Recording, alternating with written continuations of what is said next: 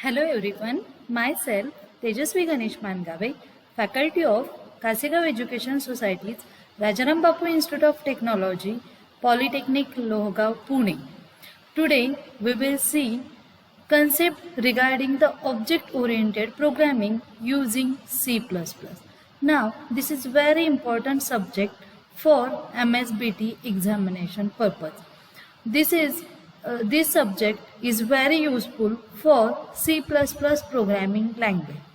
Now this subject having total 5 units. Now each unit have very important concept and topic. We will learn all topics very carefully and seriously.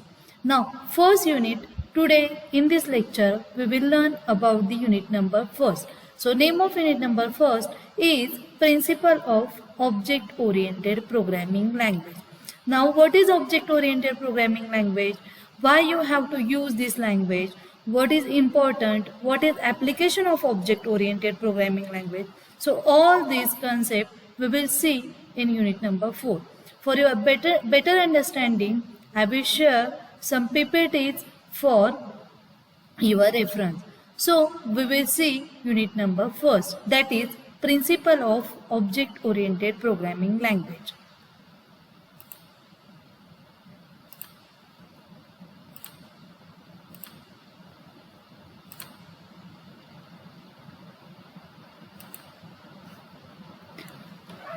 Now, what is object oriented programming language?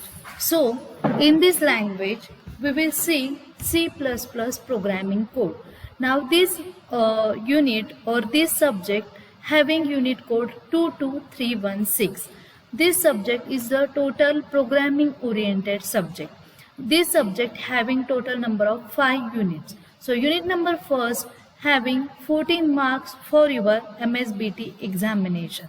Now what is unit number first? So unit number first name is Principle of Object Oriented Programming Language. Now what is principle? Principle means that is the very important concept which is include the various features, various applications of object oriented programming language. Now in this unit we will see all these topics, that is procedure versus object oriented programming, basic concept of object oriented programming, object oriented programming language applications, C versus C++, structure of C++ program, simple C++ program, token, keywords, variable, constant, basic data types, user defined data types, typecasting, operator and expression. Also we will learn control structures, scope resolution operator, array, strings and structures in C++. These all topics, these all concepts are very important regarding the C++ programming language. Now unit number first having 14 marks as per your MSBT examination purpose. So in this unit first we will see the introduction. Now why C++ language is used, when it is invented, what is the purpose of C++ language. So in this diagram you will clear all doubts regarding the C++ programming language. Now what is C++? C++ is the extension of C language. That's why C language extension is always denoted by C and two symbol, two plus signs, that is plus plus. Now C++ is very important programming language and it contains different types of C++ program. Now in this diagram you can understand how C++ is invented. So first is the machine language invention. What is machine language? So your bit representation is converted into the machine executable code, is known as an machine language. After machine language, most recent language investment is the assembly level language. Now assembly level language is convert your assembly code into the machine understandable format. Now what is procedure oriented language? Procedure oriented language means your code or your programs is divided into the smaller parts, and that smaller parts are known as an functions. So each procedure oriented programming language is involve different types of functions. Then next invention of procedure oriented programming language is a object oriented programming language. What is object? So for better understanding, we will consider the one real life example of an object. So suppose we will consider the mobile phones. So mobile phone is an object. Now different types of mobile phones are available, or different companies having their own different mobile phone. So what are that companies? So Nokia, Samsung, OnePlus. So these are known as an object. Similar way, that object oriented programming language is worked. So each object oriented programming language is divided into the different concept, different part. So which are they? So that concept are known as an object. So object is the special features of an object oriented programming language. That's why that language is known as an object oriented programming language. But before object oriented programming language, we have to use a procedure oriented programming language. Now what is procedure oriented programming language? I have already explained what is procedure. Procedure means there is a functions. Their program is divided into the smaller parts are known as an functions. Now, what are functions? Because there is program divided into the smaller parts. Function means that particular concept, that particular procedure is used for particular applications. So what is structure of procedure oriented programming language? So in this diagram we will see main program is divided into the smaller parts. Now that smaller parts are known as a function. Suppose you have to write down the procedure oriented programming language.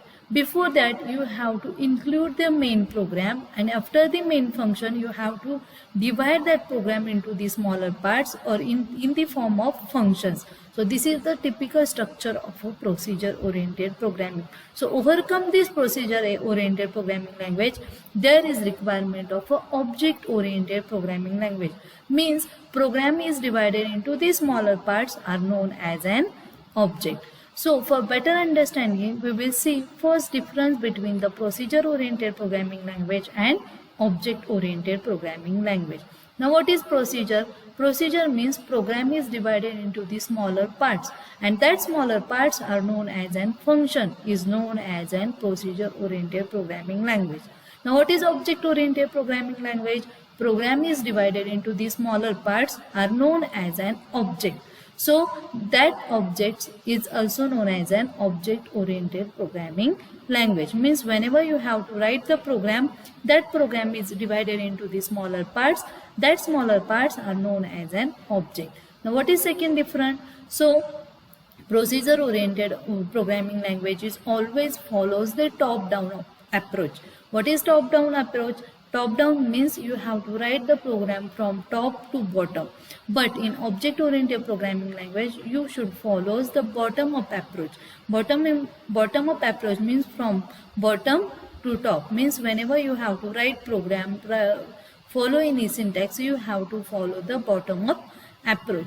Then in procedure oriented programming language, there is no requirement of an access specifier.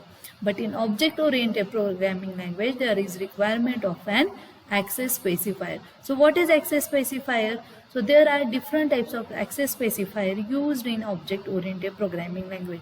Which are they? So they are public, private and protected. So this type of access specifier is used in object oriented programming language for writing a program in simple manner, in a simple way, using a C++ language. In procedure oriented programming language, there is no important features of a data hiding. Data hiding means you have to hide important data from unauthorized users, from unauthorized access. That's why procedure oriented programming language is a less secure. But in object oriented programming language provides a data hiding concept. Data hiding means hiding the important data from unauthorized user. For that purpose, object oriented programming language is a more secure language. It's more secure due to this good feature, that is the data hiding. Next, procedure oriented programming language does not provide overloading concept. But in object oriented programming language, there is a requirement of overloading concept, or object oriented programming language is always provide the overloading features. In procedure oriented programming language, function is more important than data, but in object oriented programming language, data is more important than function. That's why procedure oriented programming language is a function oriented, but object oriented programming language is a data oriented, because data is very important in object oriented programming language. Procedure oriented programming language is based on unreal world, but in object oriented programming language it is based on real world. So what are the example of procedure oriented programming language? So C, Fortran, Pascal are an example of a procedure oriented programming language. So what are object oriented programming language? So C++, Java, Python, C#, etc. are the object oriented programming language. So this is all about the difference between procedure oriented programming language and object oriented programming language. Why you have to use object oriented programming language than procedure oriented programming language? This concept is cleared due to this difference. So this difference is very important for your examination purpose. Next is what? Next we will see the basic concept of object oriented programming language. Now what are basic concept? So OOPS concept is known as that concept is used for writing program in C++ language. These are very important concept in OOPS or object oriented programming language. So first concept is polymorphism, inheritance, encapsulation, abstraction, class and object. So we will learn all concept one by one. So first we will see class, then object, then encapsulation, then abstraction, polymorphism and inheritance. So total 6 concepts are used in object oriented programming language. So first we will see C++ classes and object. So what are the classes? So classes are the basic building block of an object oriented programming language. It is a user defined data type and it holds own data members and member functions. Again I will repeat, class is a basic building block of an object oriented programming language. It is user defined data type and it holds own data members and member function. Means what? Class is a blueprint of an object. Means what? Whenever you have to write any program, there is requirement to design their code. Before writing program, you should think, you should analyze, you should knowledge of that program.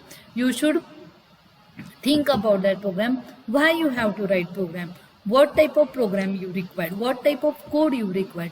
That's why classes are the blueprint for an object. So for better understanding, we will consider one example of a class, that is the real life example, that is the cars.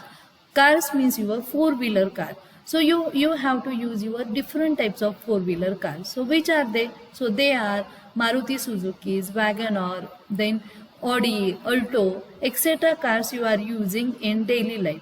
So what is a real life example of object oriented or classes? That is the class is the car. Car is your class name and that class have a different properties. What are different properties? So they have 4 wheels, car have speed limit, car have mileage range. So these are the important properties of class car. So car is the class and wheel, speed, limit and mileage are their properties. So each class have their properties. That's why classes are the blueprint of an object. Next we will see object. Now what is object? This is also very important concept of object oriented programming language. Object is an instance of a class. When a class is created, there is no memory allocation. But whenever object is created, memory is allocated. That's why whenever memory allocation is required, you should use an object concept in object oriented programming language. Means whenever you have to use object, that time memory is allocated. So for better understanding, we will consider one example of a class and object. In this example, you have to consider the class person. So class person have their own properties, have their own attributes. Which are they? So person have person name, person have person ID. Whenever you have to get that details of that person, that time you have to use a object. So whenever you have to create an object, memory is allocated. So what is the object of that person? So P1 is my object name of class person. So why you have to create an object? Because whenever you have to require the memory allocation, that time there is need of object creation. So class person have object P1. Whenever I want to access the detail of a class person, that time I have to use an object. So which are they? So object is a P1 and I can access the person details, that is name, their ID, their age, etc. So these are known as an object. Object is an instance of a class, and whenever you have to create object, memory is allocated to that class. Next concept of object oriented programming language is encapsulation. Encapsulation means what? So encapsulation means wrapping up of data into a single unit is known as an encapsulation. Again I am repeating, wrapping up of data into a single unit is known as an encapsulation. So real life example of encapsulation is the your college name. So RIT Polytechnic having a different branches for engineering students. So which are they? So they are mechanical, civil and computer. Means computer engineer students, mechanical engineer students and civil engineer students are studying into the RIT Polytechnic College. So RIT Polytechnic College is the encapsulated entities, means wrapping up data into a single unit, means all three branches students are studying into the RIT Polytechnic Pune. So computer engineering students studied their computer subjects, that are OOPS, DSU, then CJR, then JP, Java, AGP, etc. Mechanical engineering students studied their own mechanicals related subject. Civil engineering students studied their own civil related subject. So these concept or these OOPS concept are known as an encapsulation. This is very important concept used in C++ programming language. Next concept of C++ or OOPS language is an abstraction. Now what is abstraction? Abstraction is one of the most essential and important features of an object-oriented programming language. Abstraction means displaying only the essential information and hiding the details. Means whenever you have to require to hide the details of any data, that time you have to use the abstraction concept in C++ language. Suppose we can consider the real-time example of a man driving a car. So the man only knows that pressing the accelerator will increase the speed of car or applying brake will stop the car, but he does not know about how and pressing accelerator the speed is actually increasing. He does not know about the inner mechanism of the car or the implementation of the accelerator, brakes, etc. in the car. Means what? Hiding the details, how accelerator is designed, how brakes are designed, that man doesn't know. He or she can only operate that mechanism. So that feature is known as an abstraction. So what is real life example? Man driving a car, but car features or car details are hidden from that man. What details are hidden from that man? So how brakes are made, how accelerator is made. So these details are hidden from that man or that woman. So these features is known as an abstraction. So these same features is used in C++ programming language. Now next important concept is a polymorphism. Polymorphism means having many forms. Polymorphism means having many forms. This is also important features, important concept of a C++ language. So real-time example of a polymorphism is a person at the same time have different characteristics. Means like a man at the same time is a father, a husband, an employee. A woman can have different characteristics. Woman can be a mother, woman can be a wife, woman can be a lecturer, woman can be an employee. So these are the polymorphism concept, means a person having a different characteristic. For better understanding, we will see this is the diagram of a polymorphism. So what is polymorphism? So polymorphism having a two types. One is a compile time polymorphism, another is a runtime polymorphism. Compile time polymorphism is divided into the two parts or two sections. Which are they? So they are function overloading and operator overloading. Runtime polymorphism having the another section, that is the virtual function. So this important concept used in C++, that is the polymorphism. So compile time, runtime, function overloading, operator overloading and virtual function. So this concept we will see later. So in this lecture we studied about the difference between the procedure oriented programming language and object oriented programming language, and also we studied about the important concept used in object oriented programming language, that is C++ language. So that all concepts are very important. Which concept we studied? So we studied classes, object, encapsulation, polymorphism, abstraction. All concepts are very important regarding this topic. So in next lecture we will study the remaining concept of object oriented programming of unit number 1, that is principle of object oriented programming language. Have a great day. Thank you very much.